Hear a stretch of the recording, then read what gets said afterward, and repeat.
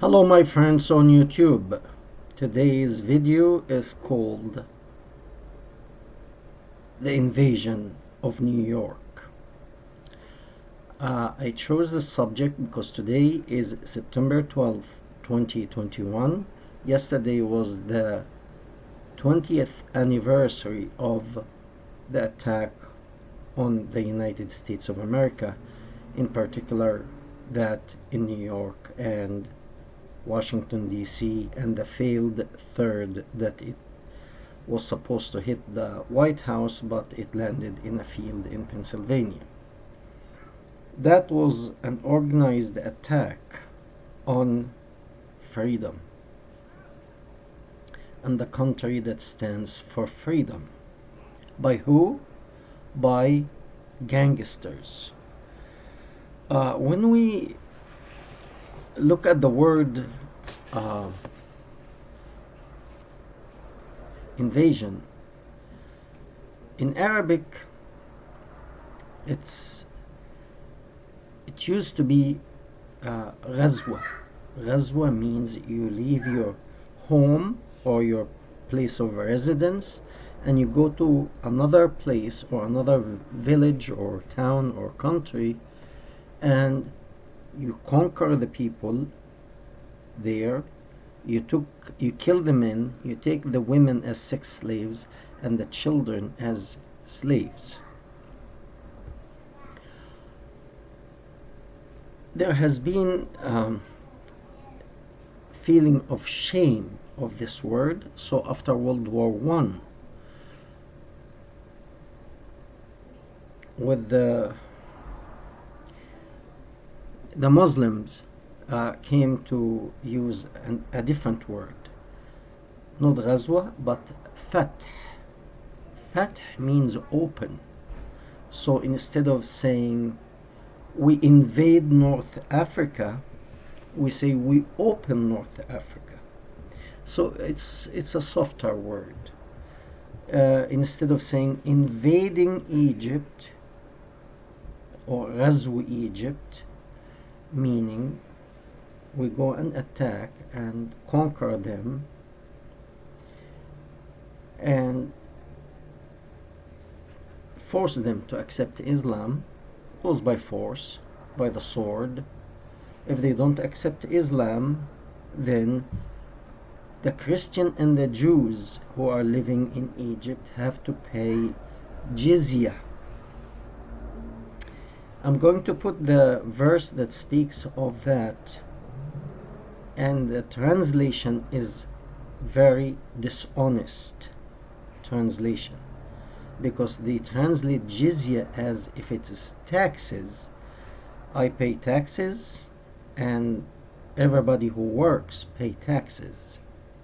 However, taxes and jizya are two different things, and in the translation they kind of like make it sounds like it's okay, they are paying taxes, everybody does. No.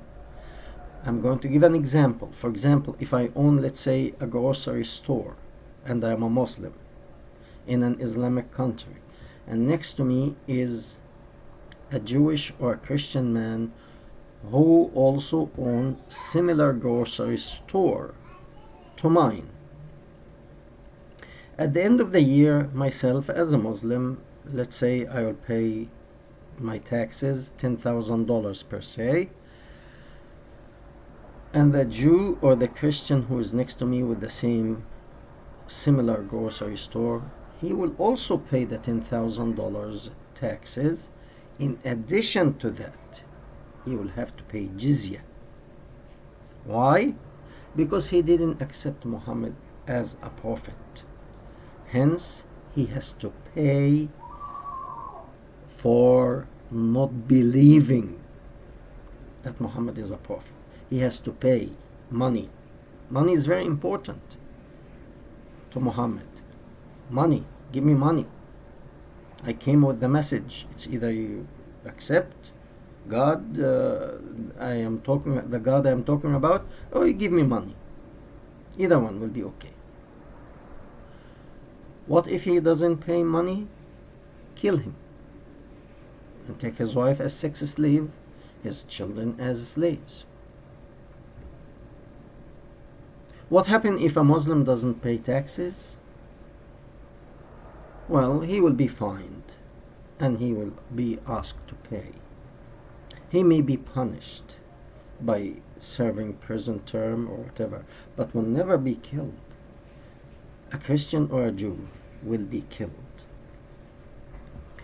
Okay, I'm starting with this, and the reason is there have been a couple of attempts on America before that, and unfortunately nobody paid at least enough attention to that. If we remember, in 1993 there was the first attempt on the World Trade Center. That was some of Osama bin Laden, the follower of Muhammad. I think they rented a truck from a U-Haul company, and they filled it up with explosive and they parked it in the World Trade Center in the basement. And the idea was to detonate this huge bomb that it will cut through the beams, the pillars of one side of the World Trade Center. And if you cut enough pillars on one side, what happened is this tower will lean on one side and collapse. So it was on a side where it is on the side of the other tower. So when it leans, it will lean on the next tower and both of them will collapse. Luckily, the damage did not, or the truck did not create enough damage to accomplish that. So it was fixed and we forgot about it. I don't know why these people were not pursued and caught and brought to justice. Later on, 5 years later, 1998, there was the attempt on the USS Cole, the ship that it was in the Gulf of Aden in near Yemen. A boat filled with explosive, it was a suicide mission, came so close to the ship and detonated the explosive in the boat. It created a huge hole and damaged the ship tremendously, that it had to be carried, not towed, carried away. I think it was taken to San Diego, California to be fixed. Anyway, and nobody paid enough attention. And later on was flying into the two towers with the airplanes and destroying the two towers and damaging the Pentagon. Now, why is this happening? There is, each human being, all of us, we have a moral compass. Even if before religions, there's something in the human mind and the human heart says stealing is wrong, murdering people is wrong,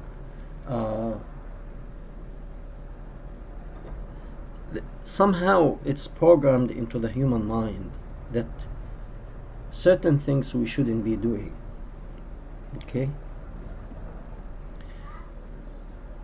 Unfortunately, 1400 years ago, a guy came with teaching that it killed humanity in the human. It killed that conscientious part in a human being to a point that the right seems to be wrong and the wrong seemed to be right. So he goes to invade, and he, just to make it mild, he doesn't say I'm invading, I'm opening. Still, you go there to other people, you kill the men, you take the women as sex slaves, as Muhammad did when he invaded Khaybar, the Jewish town, and he took the daughter of the head of the tribe and raped her on his way back. The blood of her brother, husband, and her family did not dry up, and he ordered his gangsters to build a tent, to erect a tent, and he raped her in that tent on that day. That was, they call it now. Back then he was honest about it. It was called the Ghazwa, meaning we're going to invade this village or this town or this country. Okay, now after World War II, they decided to change that term from invasion to opening. So instead of saying invading Egypt or invading Spain, we're opening Spain, we're opening Egypt, we're opening North Africa as if it was closed. Now, because that compass is confused in probably in Muhammad's mind, and consequently in his followers. The right became wrong and the wrong became right. It's very unfortunate. But we, humanity, is paying for that, because that teaching, as long as people follow in the footsteps of this guy, there will always be a destruction like that. And unfortunately, we did not pay enough attention, and I hope myself and people like me who are bringing that to the open to help others, we can pay attention to the evil that is in this teaching. So some people, I'm going to put the description of that Islamic Quranic verse, that Allah is commanding the Muslim person to leave his home and go out on the attack to invade other villages, cities, and countries, and conquer them and loot their wealth. Okay, and let's say the Muslim army goes to India. They attack India. India, back then, it was mainly Hindu. So there are two options in front of you. Hindu people in India. It's either you convert to Islam and you say Allah is number one, even if you don't believe in it. Accept Allah as your God. Furthermore, you have to accept Muhammad as a prophet, even if there is no proof to prove that he was. You must say it. Otherwise, the penalty is death. You have nothing other than these two options. Accept Muhammad is a prophet and spare your life, or get killed. That's it. However, let's say Egypt back then, it was mainly Egypt and all of North Africa, actually. They were Christians. They invaded Egypt. They came to Egypt to open Egypt. Okay, let's use their word to make them happy. To open Egypt, because it was locked.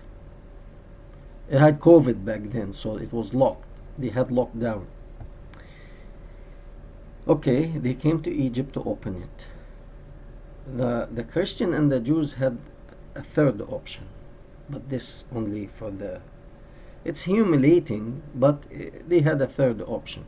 So the option, you leave your religion. If you're a Christian or a Jew, you leave, because this is corrupt religion. You leave your religion and you come to be a Muslim. To do what?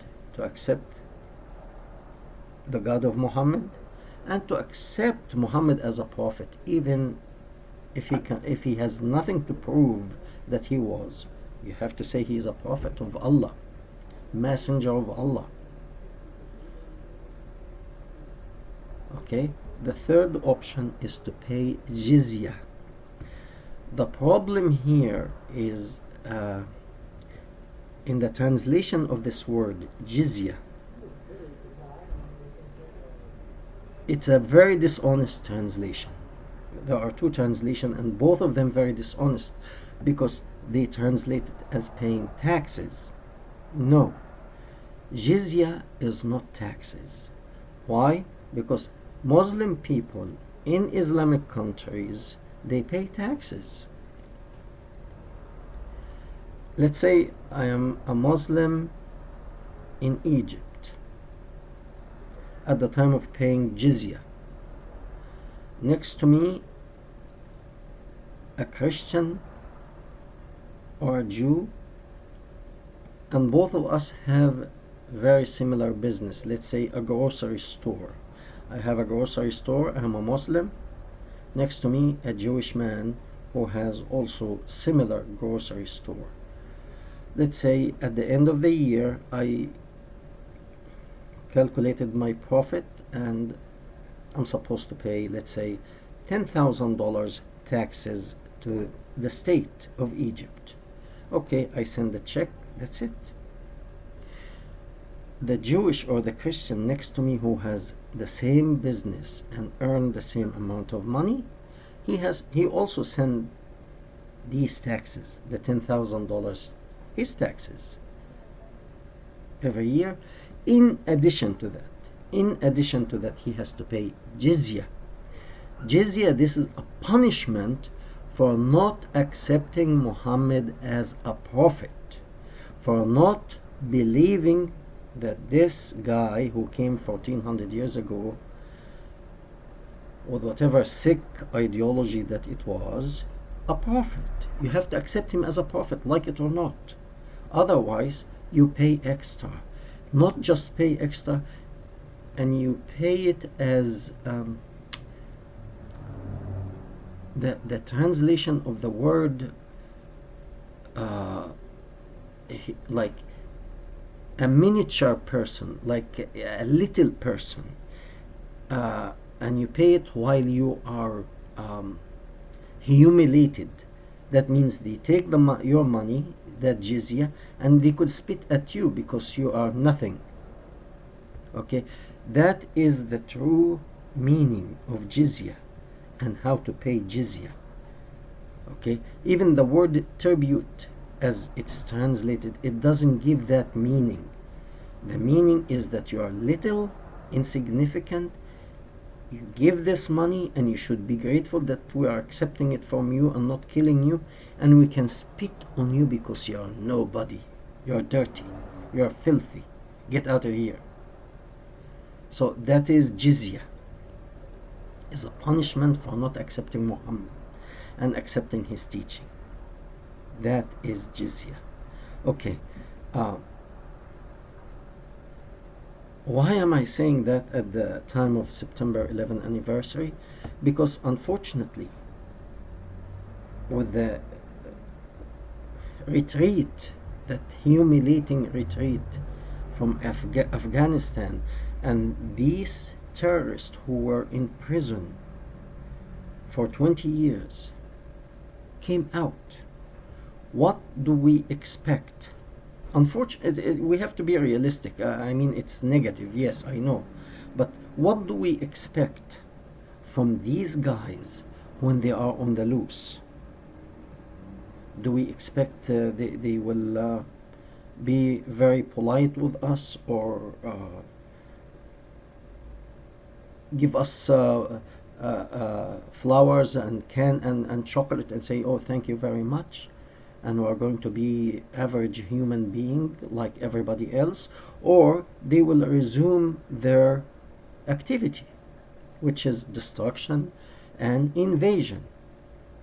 And now they speak of a new line of invasion, that it is actually taking place without people realizing, and it's called the Islamization of the womb. That means they spread like cancer all over the world. Let's say they go to Australia, which is happening now in Australia. A guy goes to Australia and he doesn't work. He lives on the system. He doesn't work. He lives on the system and he marries 4 wives, and all of them are burden on the system. And he just multiply like crazy. Each one can have 10 kids multiplied by 4 wives, 40 kids, all of them on the system. Preferably not Muslim woman, but try to convert Australian who is Christian, Jewish, or non-religious into the teaching of Muhammad, and marry them and occupy their womb with your seed. Plant your Islamic seed in their womb, so the child is born is a Muslim, making these women Muslim, so their womb is Muslim womb, and therefore it delivers a Muslim child, so we can multiply quickly.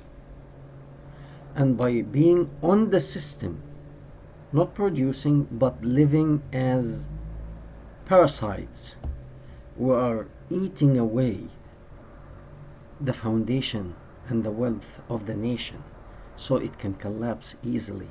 When we are majority, then we can easily collapse it and establish Australia as Islamic state, establish America as Islamic state, establish Europe as Islamic continent, and so on and so forth, and the whole world as Islamic world.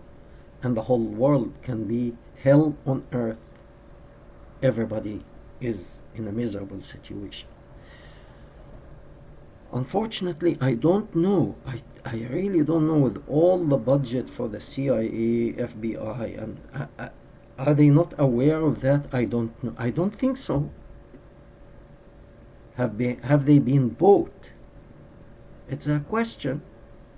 We put it out there. Have they been bought? Why does the military, the finest military on earth, the strongest military on earth, pull out of Afghanistan in that humiliating manner? Is it because to meet the deadline? What if he had stayed an extra month over there and secure everybody to come out orderly? I'm not saying we should stay there. What if you have pulled out and made absolutely sure that these guys in prison will not be let out, or take them to Guantanamo base? It's safer. But it seems to be it was done chaotically on purpose. On purpose.